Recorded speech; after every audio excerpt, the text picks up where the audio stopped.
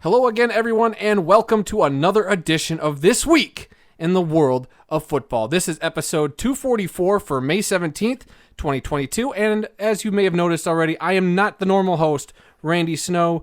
No. He is on vacation down in Florida, having fun, getting terrible Photoshop pictures of himself as one of the Three Stooges, which we might have to post somewhere. But alas, I am his son, Adam, the normal co-host of this show, and you're going to have to deal with me for the next 45 minutes to an hour. Today, we're going to talk about our top 10 games from the upcoming 2022 NFL schedule. The CFL Players Association goes on strike, and we no longer have any winless teams in the USFL. And in this week's history lesson, we are going to talk about three sons of NFL players who got into the Hall of Fame when their fathers could not. But I am not here by myself, and I could not do this alone. Filling in my shoes, technically, even though you're filling in Randy's spot, is my brother, Aaron, which is really weird. This is weird doing his job. It really is. A little surprised to get the call. I know my dad's really nervous about how this podcast will turn out, but, I watched Bill Burr on the Pat McAfee show today, so I think I'm ready. Boy, bringing some firecrackers to this episode, I could already see. You've always kind of been like the understudy, or kind of like, you've always been that option. Like, well, if one of us can't make it, you're the option. And you haven't done a show with us since our Arizona show? Yeah, when we went to Arizona for the Pat Tillman run. Yeah, those are the old crappy mics too. So that was my first run-in with the podcast life. The first and only one, isn't it?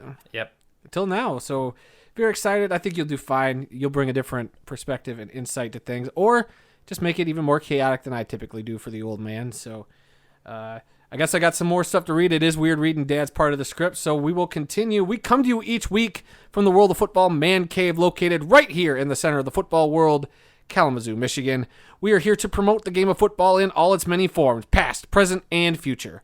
Our goal is to inform and entertain our listeners with the glorious buffet that is the world of football, while keeping a close eye on the rich history of the game.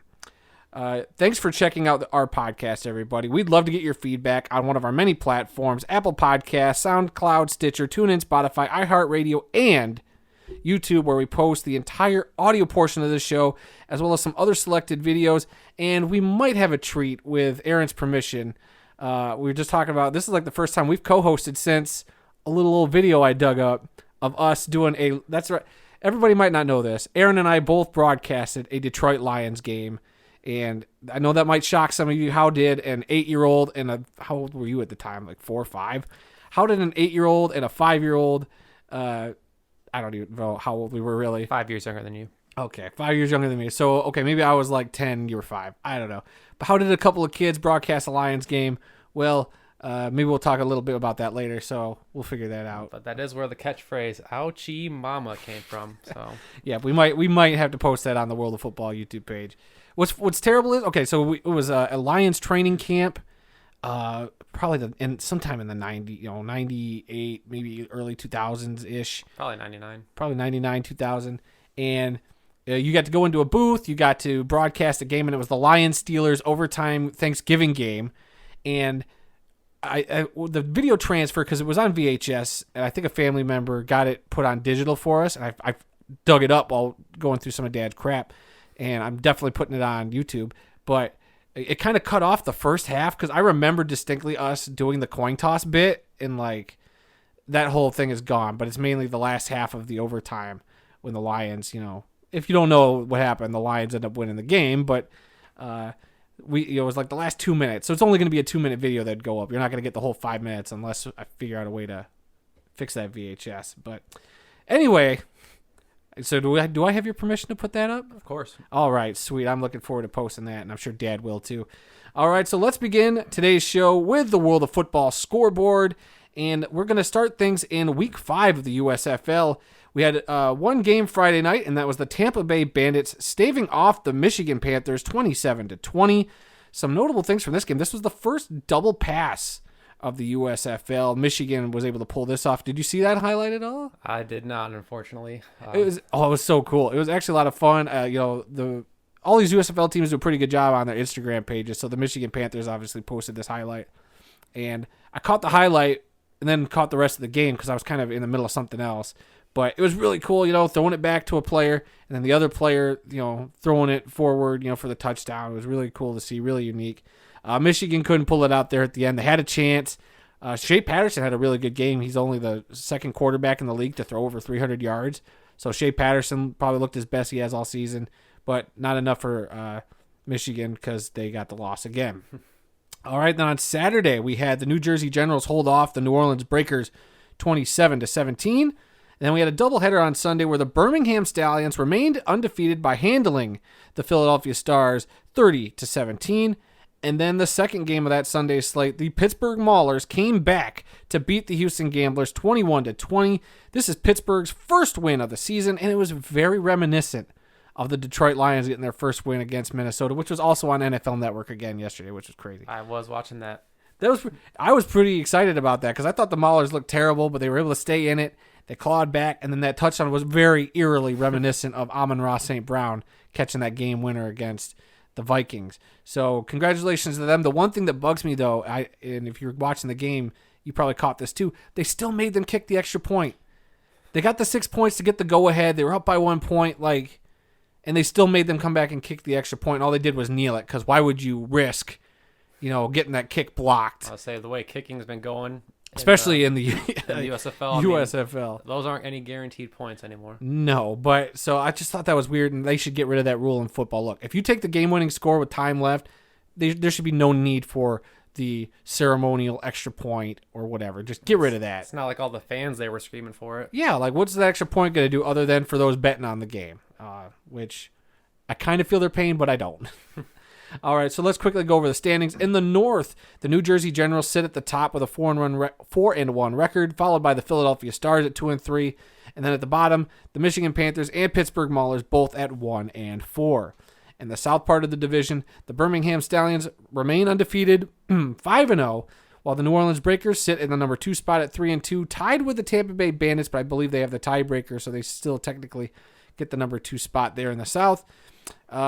And then the Houston Gamblers rounding out the division with a 1-4 record. And one quick little news note from the USFL. There was a rule change going into this week that was implemented because of something that happened to the Michigan Panthers the week before, where head coach Jeff Fisher was trying to he called a timeout after they already opted to go for a 1-point field goal or whatever.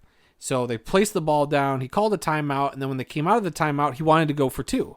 He wanted to change his mind and go for 2, but because the rule was they set the ball down already, that's it. You made your declaration of what after point attempt you were going to make. So now, as long as the ball wasn't placed, you can call the timeout now and then change your mind if you want to. So a little bit of a change there, and of course it happened against the Michigan Panthers. All right. We're going to move on to the Indoor Football League. It was Week 10 there. We had a slew of games over the weekend. Friday night saw the Quad City Steamwheelers handle the Green Bay Blizzard 48-30.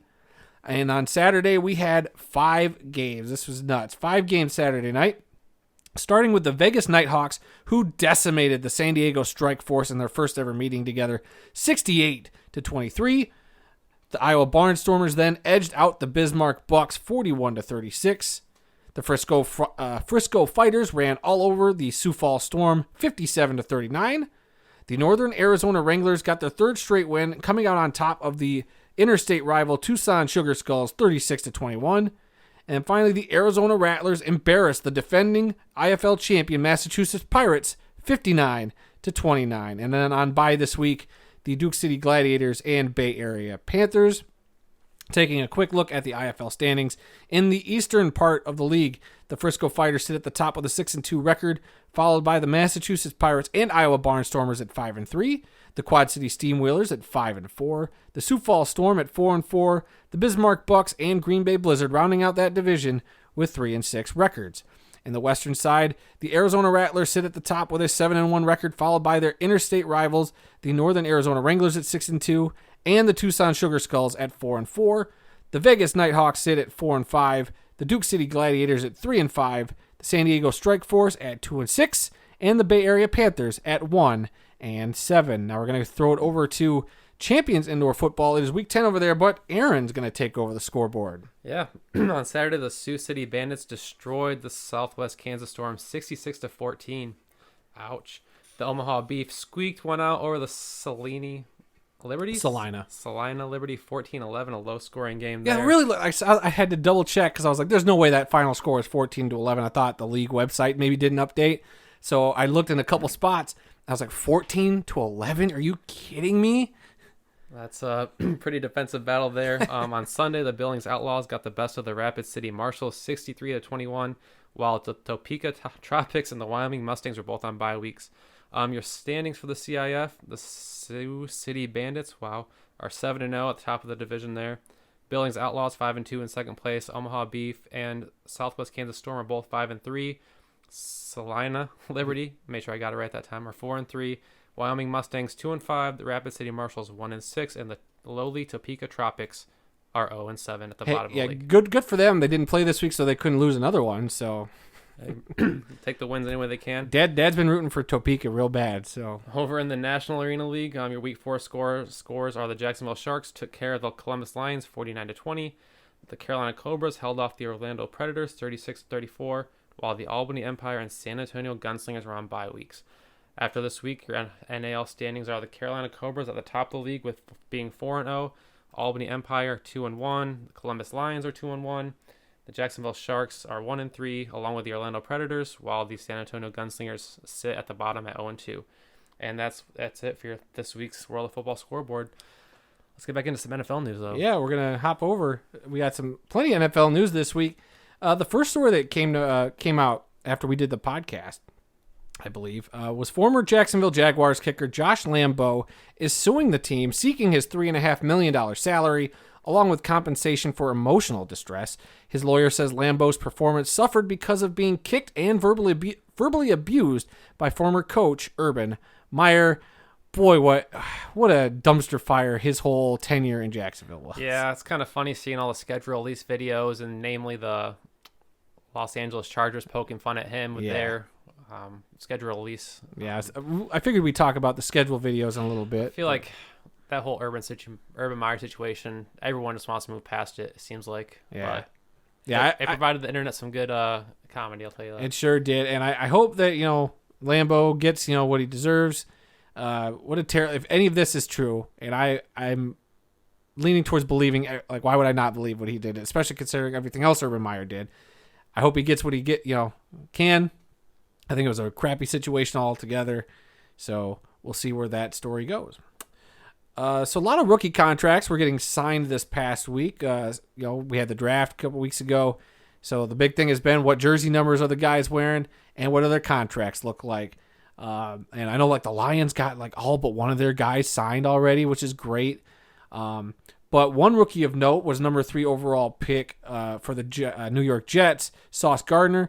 He signed his rookie deal for $33.35 million, but will reportedly net only $17.4 million, boo-hoo, after taxes. Like, wow. Why would you go play in New York if you had the option to when the taxes are that bad? Yeah, that's pretty awful.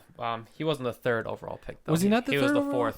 Derek Stingley Jr. was drafted 3rd. Okay, I don't know why I kept thinking he was number 3, so thank you for the correction. But yeah, I mean, that's tough.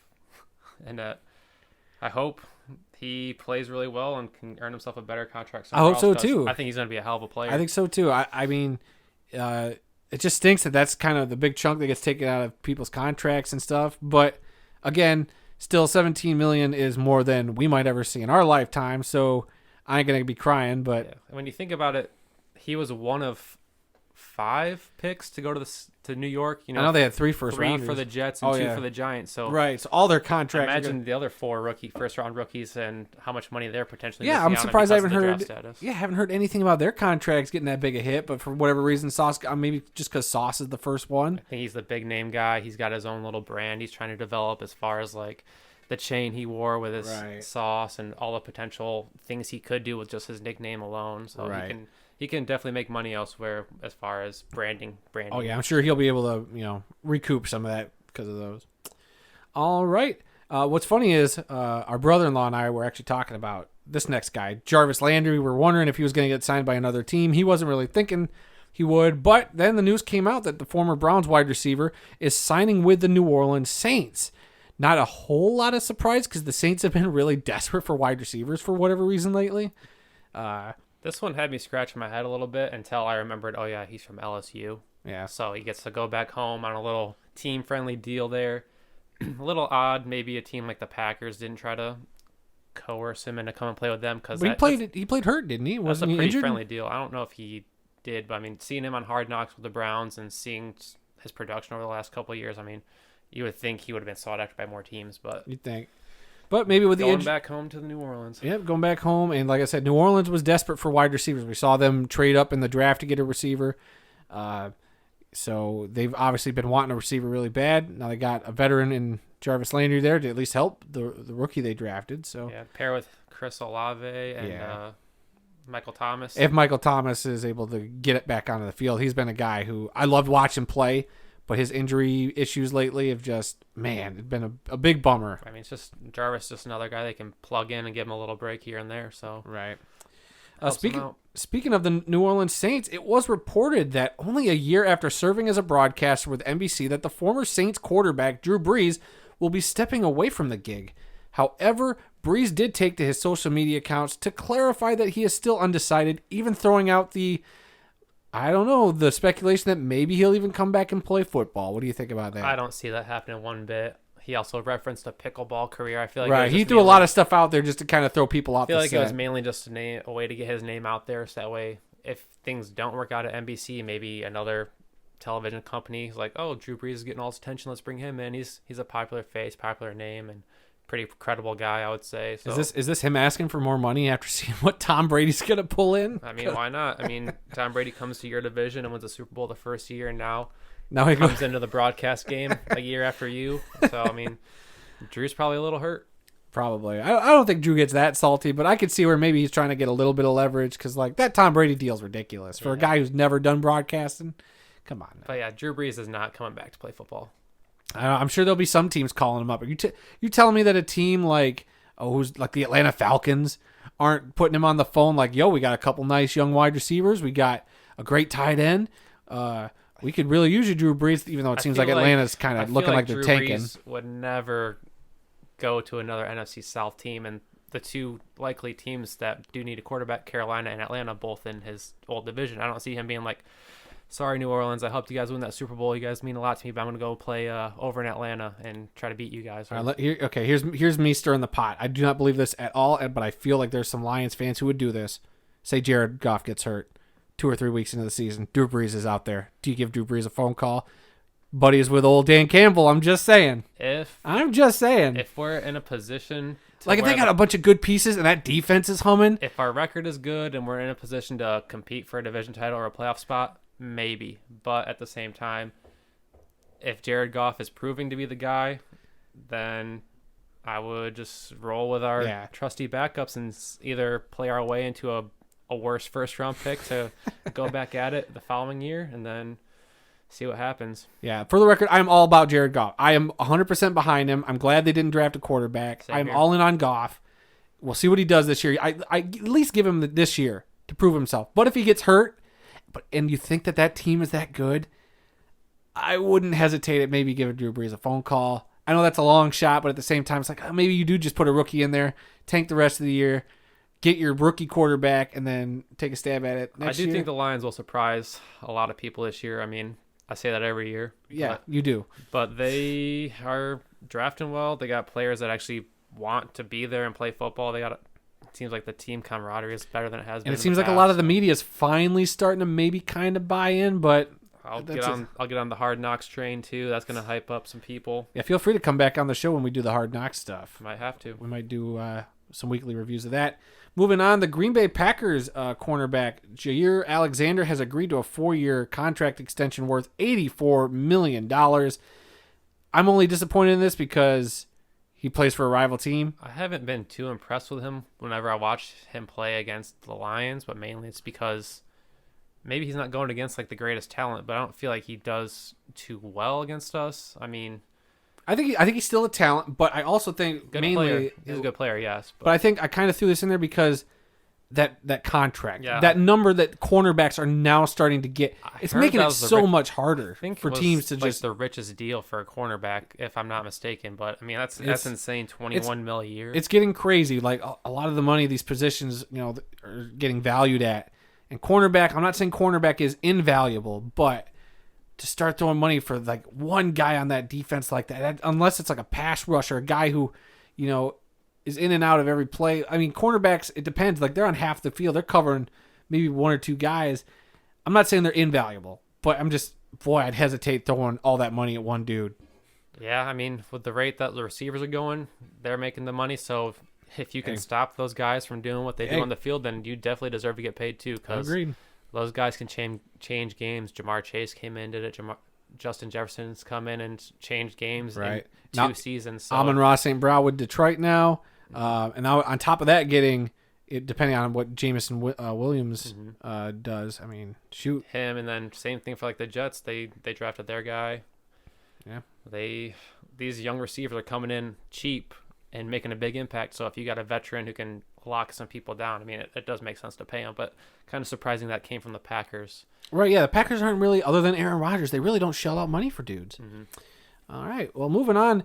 Dallas Mayor Eric Johnson believes that the city should receive a second NFL franchise and could support a second team better than New York and Los Angeles. Those were his words, and I was a little shocked to see that. I want to get your thoughts on this, but real quick, I just want to say, why would you come out and say this in Jerry's town? Yeah. Are you looking to not get reelected as mayor? There's no way that Dallas would ever allow a second team to come to Dallas. The last team that was in Dallas conned the Cowboys, and they moved up to Kansas City.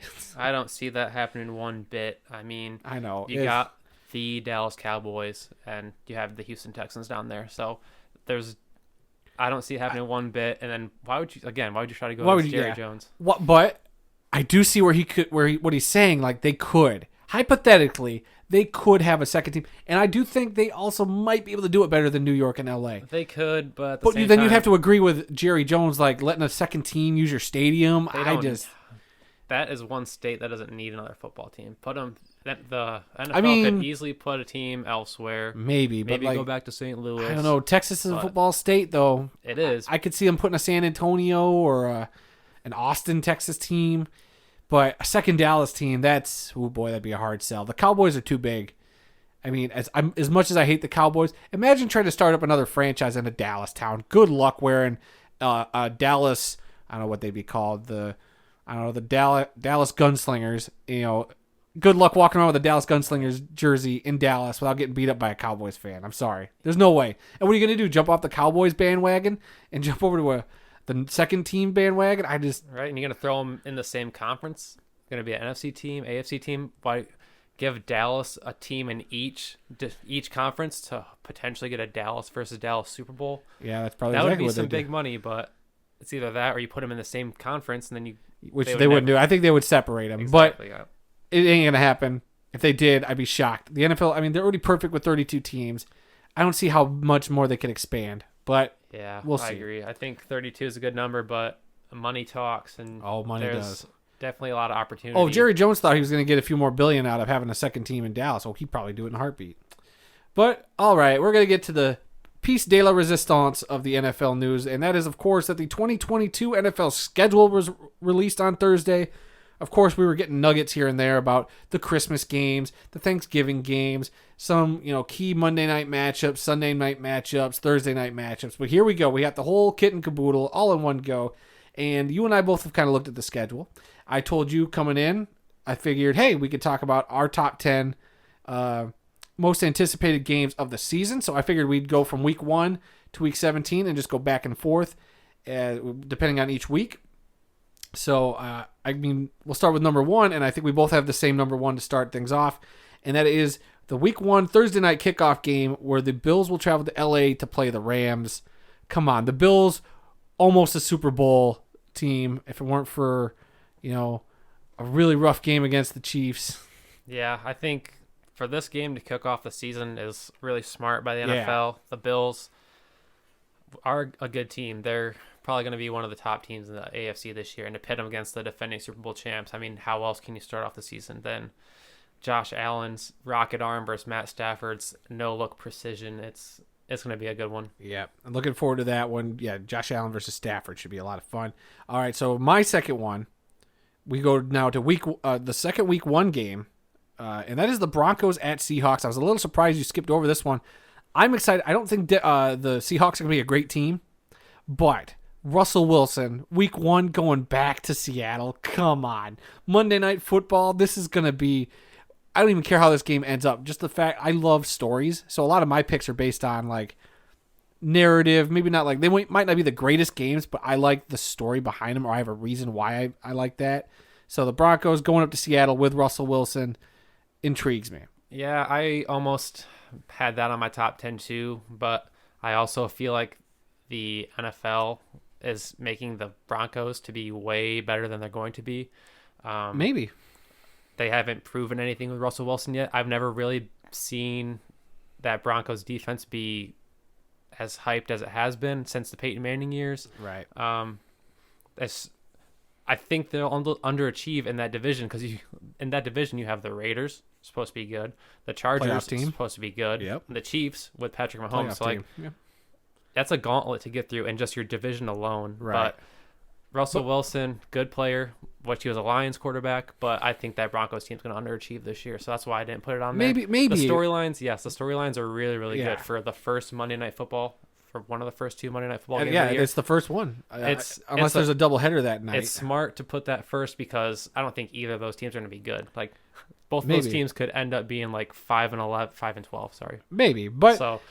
I mean, to kick it off week 1, I feel like that's the best thing the NFL could do because expectations are high for Denver. And Seattle's getting their first look against them, so why not? I mean, from a TV standpoint, it makes a lot of sense. Yep. And I just want to also throw out there real quick before we move on to your week 3 game you picked. Matt Stafford going to the Rams, 1 season, Super Bowl. Tom Brady going to the Buccaneers, 1 season, Super Bowl. Could Russell Wilson be the big number 3, or will it be another quarterback? No, because my pick to win the Super Bowl, I actually bet money on them before signing this guy, but a couple months ago I put money on the Indianapolis Colts. Oh, well, I'm curious to see if they show up on your picks. Matt Ryan coming in, but Jonathan Taylor over there, that defense is already stout. They're pissed off that they lost to Jacksonville to miss out on the playoffs. Like, if that Colts team does not come out and just want to demolish anyone they play against, something's wrong because they are going to be a top team in the AFC. Mark my words. The Colts will be in the Super Bowl. All right, let's move on. Your second game, what do you got? My top, I went in order of the season going on. Yeah, so we're going to go by each week, so you have the next available game. Yeah, my next one, schedule-wise, week 3, Packers-Bucks. I mean, Brady versus Rodgers. That's really the only reason I did it. I tried to stick away from the divisional games because you get 2 of those each year. I did the same thing. You could easily do Chiefs and Chargers. Oh, or Raiders and Chargers again after that great playoff game. So many divisional games would. Or that wasn't a playoff game. Wasn't that a week 17 or 18 game that decided the playoff? Oh yeah, that was great. I think they were just replaying that too. But yeah, I tried to stick away from the divisional games because you see each other twice a year, and they're just so common that of course going to be good games. Hell, even Detroit and Green Bay, the Monday night last year was a good game, and their blowout at the end of the year was a good game too. So it's divisional games usually live up to the hype, so I just tried to avoid it. But yeah, week 3, Packers, Bucks. All right, and then it's back to you again for week 4. Yeah, following week, Chiefs at Bucks. Again, another quarterback matchup. That's Super Bowl rematch. I like that. The big theme for my top 10 picks is pretty much the quarterback matchups. Right. All right, if there's nothing more to say there, then we're going to hop back over to my side of things.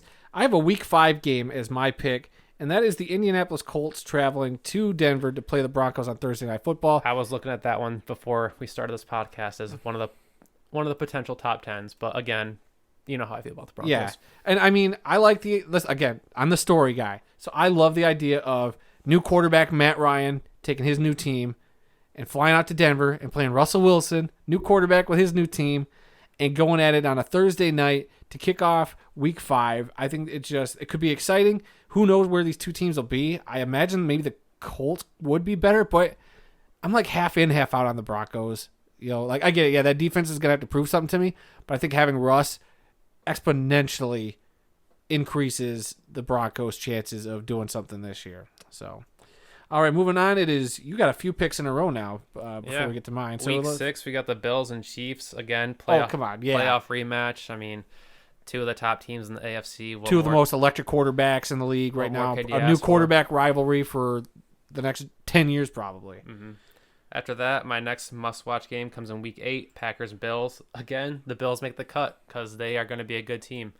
I feel like it'll be them and Indy in the AFC title game this year. They're without a doubt, I think, the top two teams. I mean, the Chiefs are good, but the Bills are one of those teams to keep an eye on this year. All right, and then you got one more, then we'll jump back over to mine. Yeah, Week 9, Rams-Bucks, another playoff rematch. Another time for Brady to try to get the best of Matt Stafford, but guess what? He's not gonna. The last two Super Bowl champions, yeah, that should be a lot of fun, and having that rematch in Tampa should be something else. All right, so back to me, where I have a Week 10 game, and that is the Seahawks playing the Buccaneers in Munich, Germany, the first NFL game to be played in Germany. I like that idea.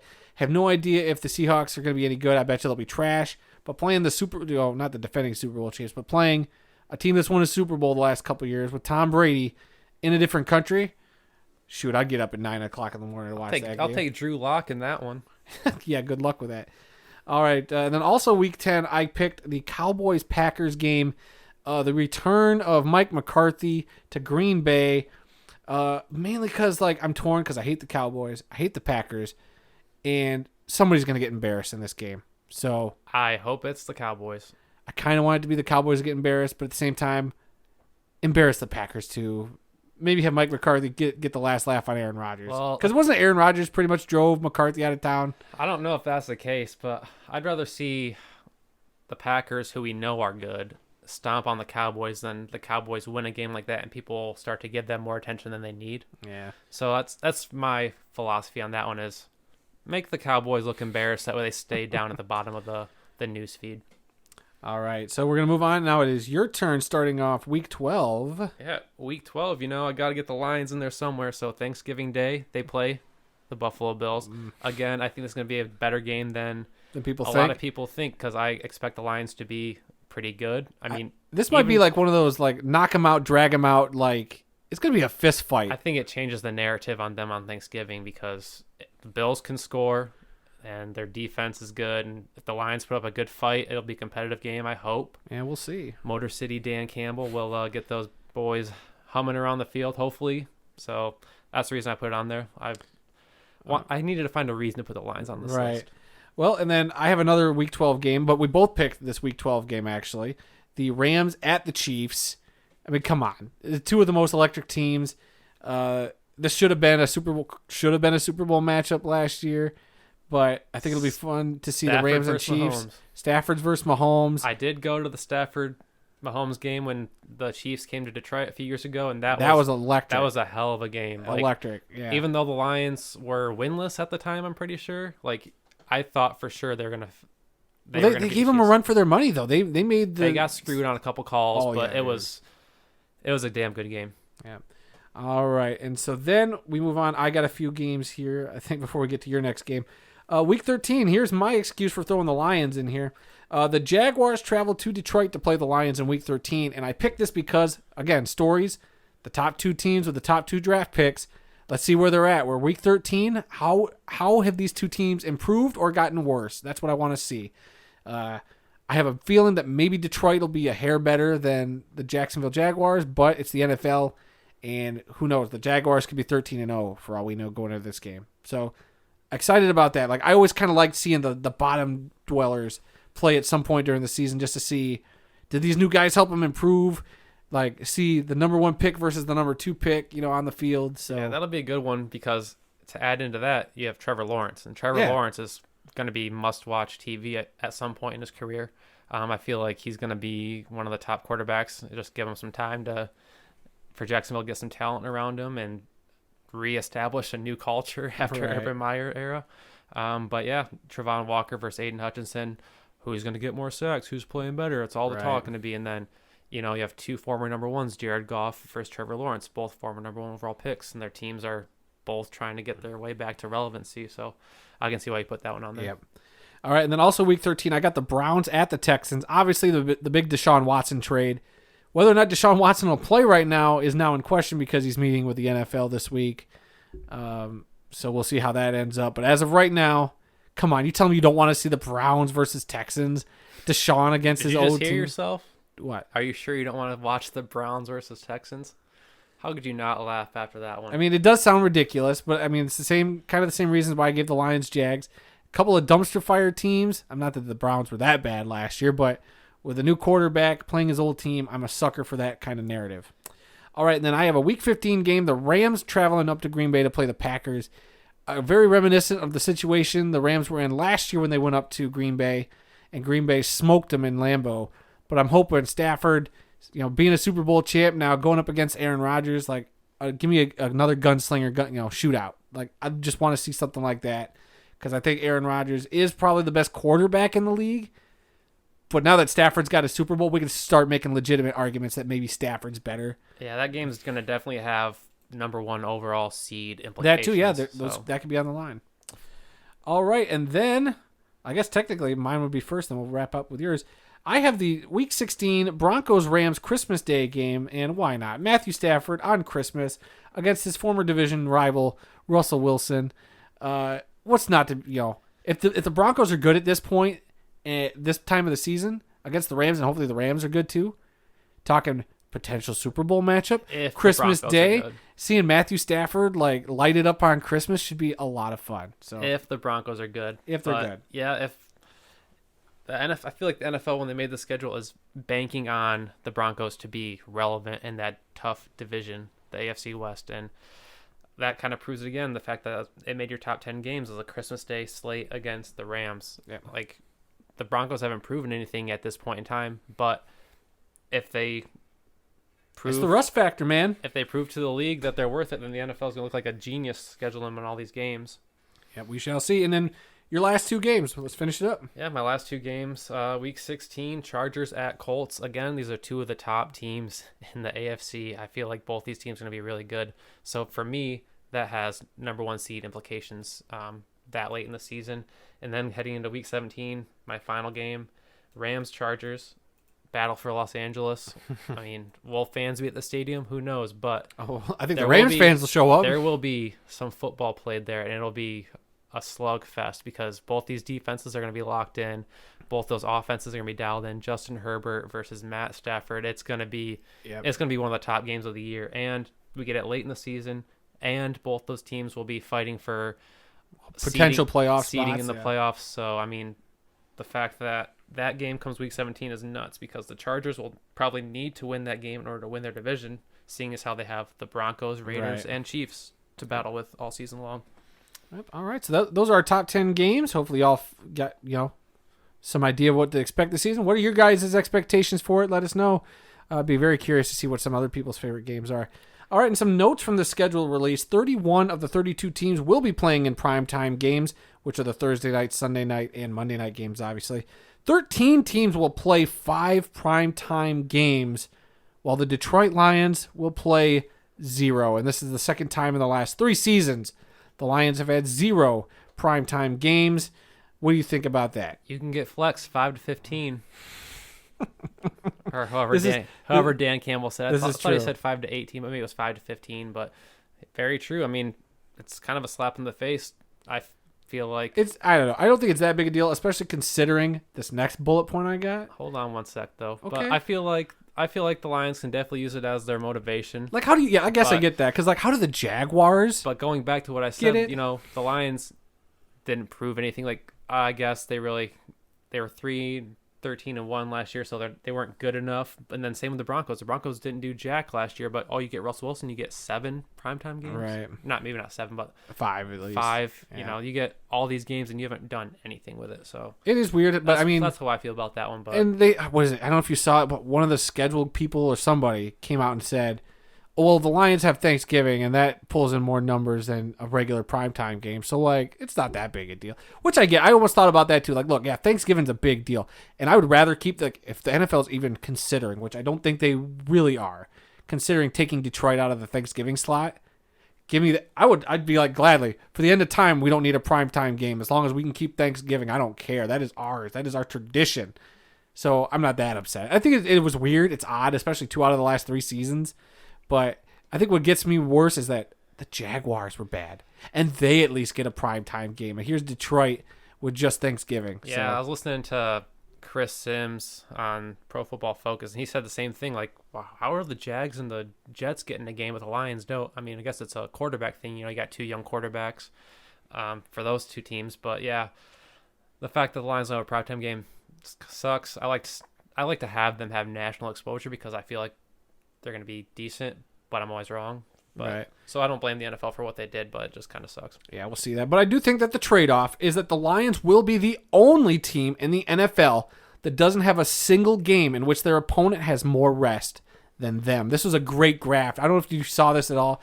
The Lions are just behind the Bills in terms of like the plus minus of getting more rest going into a game than your opponent. So like the Bills are like at a plus 12, which means throughout the season, like playing from Sunday to Sunday, they will get 12 days of rest as compared to their opponents. 12 more days than their opponents. The Lions sit at 11, but they are the only one to like go into a week and not have an opponent have more rest than them. So like no matter what, Detroit's either coming in with more or just as much rest as the opponent, which I think is actually a big deal. I think that's a big thing. Like you play on a Monday and you have to turn around and play on a Thursday night, or they really don't do that, but you play Sunday and you've got to play Thursday. That's a tough turnaround. But if you're like the Lions, it's like, hey, every week we get the same amount of time off playing on Sundays except for that Thursday, and whoever they play that Thursday is on Thanksgiving. They're playing the Bills, so the Bills are gonna have the exact same number of days off from that Sunday to that Thursday game.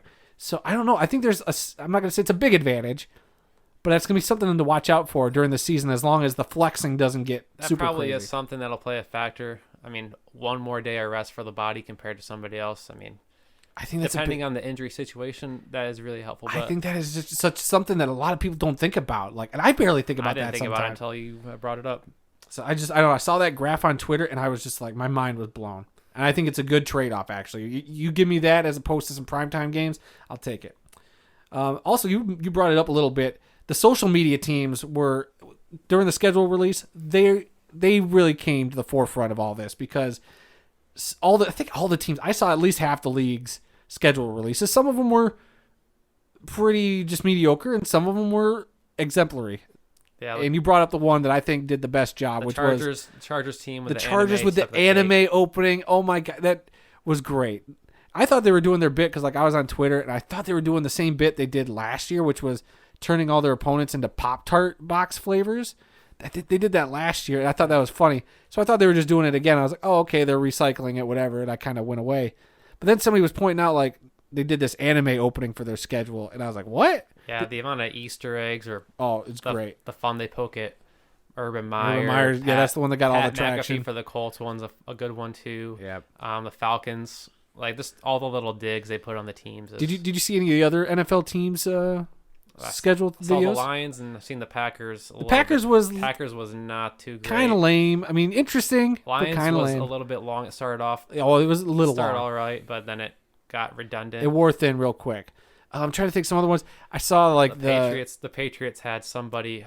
It was like one of the player personnel guys, I think. Supposed to be like a really smart football guy, but he's just reading through the games. Yeah, like Pat McAfee. They roasted him for that. Yep, I was trying not to bring up Pat McAfee as much as I could, but yes, that was good. That's might as well. We love Pat McAfee here, or at least you and I do. Yep. But who else? I saw like the Falcons did like it was like one of those weird like domino kind of things where like the marble just rolls across the screen and knocks over a bunch of stuff, and it was, I don't know. Obviously, they put some effort into it, but it was weird. The Arizona Cardinals did like a weird Angry Birds kind of thing. So all these people got creative. Some of them were just better than others. It's just a straight up fact. But the fact that all these teams threw this much effort into just a schedule release, or some of them not really putting that much effort. Like, I saw people talk about what the Denver Broncos did. And it wasn't just Peyton Manning and Russell Wilson. It was Peyton and Russell, and it started off kind of fun, like Russell playing an intern. But boy, that wore thin real quick too. And then eventually when they got to the schedule, it was, oh yeah, Russell lost the schedule. And then you just see the schedule on the ground. That was it. It was like more of a sketch than anything till the very end you see the schedule. So, I don't know. he ain't gonna win no acting awards. We'll see if he can come out and win some football games. Yeah, it's one of those things where it's not gonna matter a week or two from now, right? How you revealed your schedule, but it's just one of those things to drum up. They're just so fun, and I think it highlights these people that work hard for these social media teams and coming up with these creative things. So kudos to all the people who put in all this effort, because I think a lot of them were very fun. Yeah, granted, I could not do any of that, so why should I be critiquing them for doing it? And they're getting paid to do it, but some it could be you. Some teams did better than other teams, but every NFL team did better than I could do. Maybe that's how you need to. You just need to spend the next year figuring out how you're going to do a good schedule release, and then you just start hitting up all these teams with your resume, and you latch onto somebody with a great schedule release idea. That's how you do it. It's all about the internet memes. There you go. And speaking of the internet, and well, maybe not memes, but a Twitter account got 10,000 followers in 3 days by tweeting out fake NFL schedule leaks before admitting to everything. So I'm not going to lie. A couple days before the schedule got released, I did retweet one of their things because they were like the Lions versus the Patriots on this week. I think it was like week 4 or something. I was like, ooh, okay. Like, I don't know if this site's to be trusted. So I retweeted it just thinking, well, if they're wrong, I can come back and be like, okay, yeah, that was bogus. And I didn't follow them. I thought I was a sucker that actually followed them, but I just kept an eye out for that Twitter account. And yeah, it turned out it was all BS because I was upset because I was like, well, they said the week 1 game was against the Bears and we're really playing the Eagles. So I was like, oh yeah, so that account was BS. So I just thought it was funny that they got 10,000 followers for a fake schedule release. I didn't see that, but it is kind of crazy how everybody was just fiending for it. Leak stuff, and then the internet just takes over. Like, oh, did you see this? And just like people sharing, it's like, where did you get this information off of? But that's how fake news gets started. That's kind of funny that he got that fast, right? That amount of followers that fast. Yeah. All right, that's it for the NFL this week, everybody. We're gonna move on. We have some CFL news here. Saturday night, CFL Commissioner Randy Ambrosi, I always mispronounce his name, he put out a statement to CFL fans saying, quote, "We know you're looking forward to a full season that starts on time. To get there, we need a new collective agreement with our players that forms a positive partnership. We presented an offer to the CFLPA to meet this goal, and we want to share it with you too." And they posted a link to a lot of the highlights of what this proposal was. And I wasn't aware that they were about to enter some sort of labor issues. I saw videos of the Calgary Stampeders practicing, so I didn't think much of it. And then now all of a sudden here we are, and the CFL Players Association has begun their first labor strike since 1974. That's nuts because, I mean, preseason was supposed to start up on May 23rd, so I don't see that happening. But yeah, I don't either right now unless some miracle thing happens in the next couple of days, or I'm like looking at my phone waiting to see an update. But I know like the Alouettes had to put out a statement saying that their practices got canceled, but yet I was still seeing video of the Stampeders practicing. And I did see an article that said that 7 of the 9 teams had stopped practice, but it wouldn't be long for the last 2 to comply. So, yeah, that's a crappy situation we're going to have to keep an eye on there. All right, well, one other bit of news. We don't talk about this league a whole lot. We covered them last year for their first season, but haven't talked a whole lot about the fan-controlled football league at all. But we all know that Terrell Owens made a big splash playing in that league, so that got some eyeballs. And the 48-year-old was part of a 4-person, 3-team trade over the week during the week. This is the first ever trade conducted by fan-controlled football. They made a big note about that. The move was negotiated by the team owners and was approved by 70% of fan majority vote. Democracy. Hey, I like the idea of this league so much, of the fans having some input, but I don't know. It's been hard to follow this league, and even some of the articles I read, or at least one article covering this, it was even saying they were confused by this trade. And you look at the breakdown of what everybody gets, it was a bit messy, and I was like, whatever. Like, the big takeaway is that Terrell Owens is now going from the Zappers to the Knights of Deegan, or Degan, or however you pronounce that name. So, whatever. I wish him luck. I mean, he caught a touchdown pass, I think, week 1. So they're going to have to update his Hall of Fame stuff when they put his fan-control football stats in there. Yeah, maybe they'll have to. All right, moving on. We do have some birthdays we want to take note of. I know Dad usually goes all in depth on one guy, but I wanted to highlight 3 guys currently in the NFL that have birthdays. Right now, we talked about him quite a bit earlier. Quarterback Matt Ryan of the Indianapolis Colts, who was traded from Atlanta this past season, turns 36 today. Future Super Bowl champion. Maybe, we'll see. Los Angeles Chargers running back Austin Eckler turns 26. Man, 26. And it sucks seeing that because, like, in your head, I don't know about you, but that sounds old for a running back now, doesn't it? Isn't that weird to think about? I look at that number. You see 26 for a quarterback, you're like, this dude's got 10 years left. 26 for a running back just makes me go, boy, this guy's probably turning a corner. But I love watching Austin Eckler play. He's a good player, and you're like, yeah, you see 26, you're like, dang, their career is halfway over. Like, they only got like 4 or 5 good years left, but man, maybe. He's a good football player for sure. And then Lions center Frank Ragnow turns 25, a good young piece on our... Man, he's just come into the league, and he's been a great center ever since he came to the team. They definitely missed him last year, but he'll be back ready to roll this season. So move that offensive line. Yep. One of the top units in the league. Yep. There is one birthday that you forgot. Oh, enlighten me. Randy Snow, Well, his birthday's not today. It's 21st, but it'll happen before the next podcast. So. Oh, okay. So we should wish him an early happy birthday on his own podcast. Yeah, the one podcast he missed. That's true. I now have 244 podcasts under my belt with him to his 243. So suck on that, Randy. Happy birthday. Happy birthday, Pops. Early birthday. All right. This is normally where we would take a spot to talk about some obituaries, but the show is running a little long, and I really didn't see any obituaries of note, and Dad usually handles all that, so we'll save them for next week. But we will now transition to the history lesson, and I hate to disappoint some of you. Randy didn't compose a history lesson this week. He totally kept his hands off this episode, so it was all left to me, and I gave a shot at trying to make a history lesson. And this week, I thought we could talk about, because I thought it'd be appropriate, because us two, the sons, taking over for the father, and probably doing a better job than he ever will at this podcast. I figured, why not talk about some sons who played in the NFL, who did better and got into the Hall of Fame, where their fathers could not. And so that is the story I present to you. We have 3 Hall of Fame sons outshining their fathers. The richness of our lives shall be yours. All that I have, all that I've learned, everything I feel, all this and more I bequeath you, my son. You will carry me inside you all the days of your life. You will make my strength your own. See my life through your eyes, as your life will be seen through mine. The son becomes the father, and the father the son. This clip from Superman the movie has always stuck out to me. As a fan of storytelling, the father-son dynamic is often rich with emotional and narrative weight. While these things work great on the page or in our greatest works of fiction, this type of relationship only gets enhanced and sometimes more powerful when found in our beloved game of football.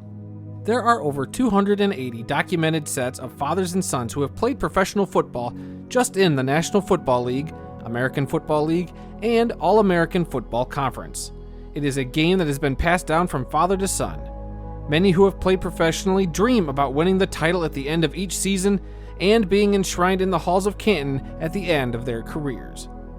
There are many players who have found themselves enshrined only to later have their son or sons join and play professionally when their time came.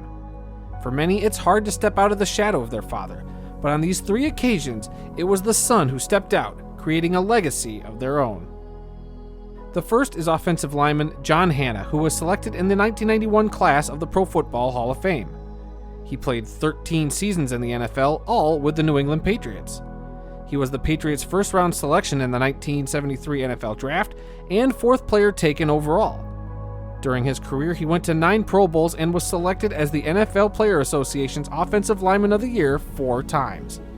John's father, Herb Hanna, played only 1 season in the NFL, and that was with the New York Giants in 1951. Our second player is offensive lineman Bruce Matthews, who was selected by the Houston Oilers with the 9th overall pick in the 1983 NFL Draft. Playing 19 seasons in the NFL, he stuck with the Oilers on their move when the team became the Tennessee Titans. Retiring after the 2001 season, he acclimated 14 consecutive Pro Bowl appearances, 9 All-Pro selections, and played in 296 games over the span of his career. Bruce's father, Clay Matthews Sr., played as a defensive lineman in the 1950 season before going off to serve in the military from 1951 to 1952. He returned in the 1953 season and played through the 1955 season, all with the San Francisco 49ers. And our final player is a little old quarterback who was drafted out of the University of Tennessee as the first overall pick in the 1998 NFL Draft. You may be familiar with the two-time Super Bowl champion, Peyton Manning. His 18-year career saw him play for the Indianapolis Colts and Denver Broncos. He reached 4 Super Bowls, got nominated to 14 Pro Bowls, threw for 539 touchdowns as well as 71,940 yards. He was a 5-time league MVP and earned himself a Super Bowl MVP. His father, Archie Manning, played in the NFL for 13 seasons, playing with the New Orleans Saints, Houston Oilers, and Minnesota Vikings. Archie was a 2-time Pro Bowler and eventually found himself in both the New Orleans Saints Hall of Fame and Ring of Honor as the second overall pick in the 1971 NFL Draft. Football will always be a game that fathers pass down to their sons, and as time goes on, there will be more sons who will find their way out of the shadow of their fathers and bask in the light for the next generation to try and succeed. Well, Adam, I think you made Dad proud with that one. Oh, I highly doubt it. I think I might have gone a little overboard, but I told him I was at least gonna try some stuff to try to encourage him to try new stuff. You know, we gotta break up the monotony here. Yeah, gotta keep pushing forward. Yeah, can't get complacent if we've learned anything. All right, real quick, we got the upcoming events calendar. Thursday, June 9th, the CFL regular season begins.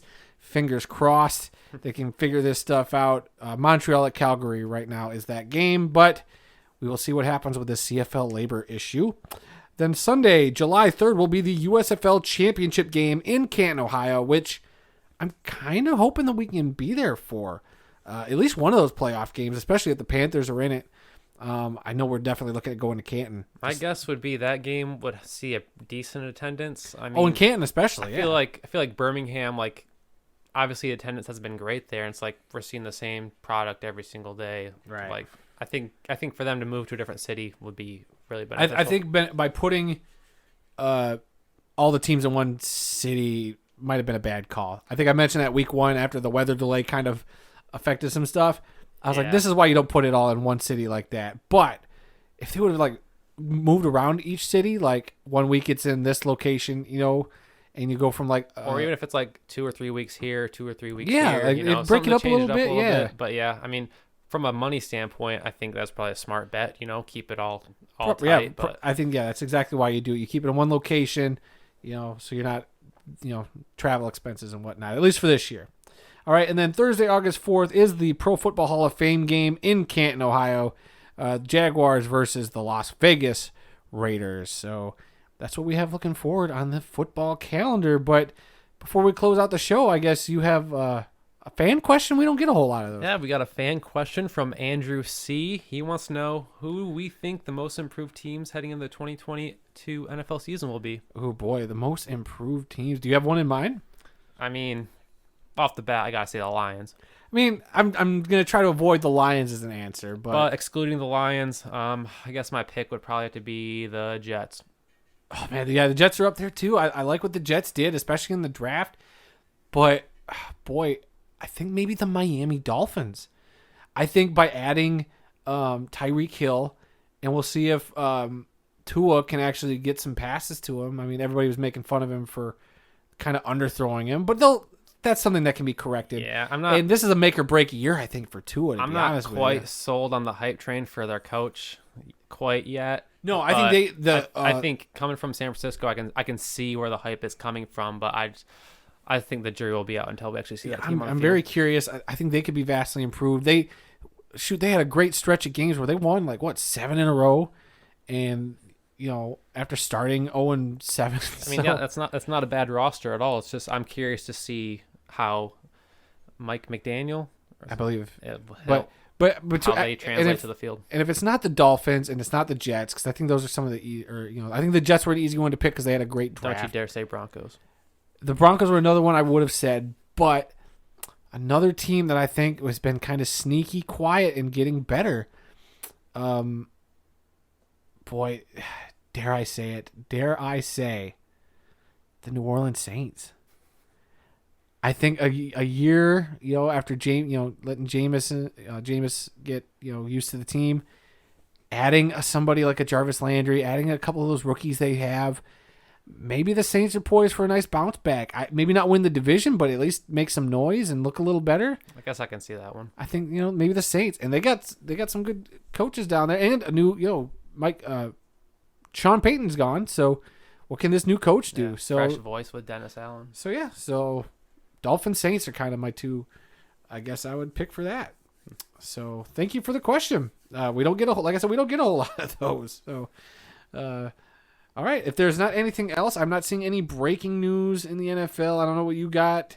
All right. If we've got nothing, that's it for this week. If you've learned anything during the podcast about the incredible amount of diversity that exists in the world of football, then we've done our job. Visit our website at theworldoffootball.com for news, links, upcoming events, videos, and more. Our email address is info@theworldoffootball.com. You can also like The World of Football on Facebook at TWOF Kalamazoo. You can also follow us on Twitter. The address is at TWOF Kalamazoo.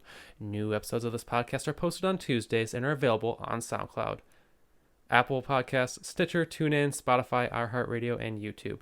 Our YouTube channel is The World of Football Kalamazoo. So please subscribe, rate, review, give us a like, leave a comment, let us know what you think, and please come be a part of the football conversation.